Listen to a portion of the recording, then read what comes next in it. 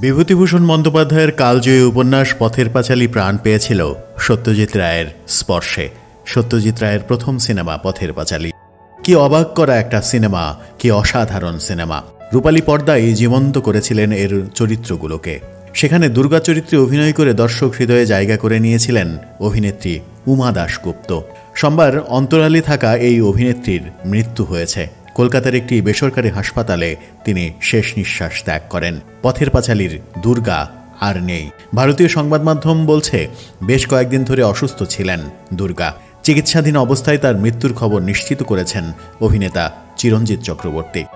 দীর্ঘদিন light camera action থেকে দূরে থাকলেও সাদা কালো ছবির দুনিয়ায় অপু দুর্গার অনবদ্য অভিনয় দর্শক হৃদয়ে গাঁথা হয়ে গেছে। অভিনেত্রীর মৃত্যুতে টলিউডে নেমে এসেছে শোকের ছায়া। শৈশব থেকে থিয়েটার করতেন উমা দাশগুপ্ত। যে স্কুলে পড়তেন সেটির প্রধান শিক্ষকের সঙ্গে সত্যজিৎ রায়ের ভালো সম্পর্ক ছিল।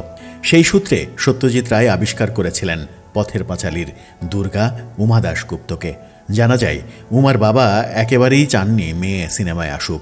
পরে উমার পরিবারকে অনেক বুঝিয়ে রাজি করিয়েছিলেন সত্যজিৎ রায়।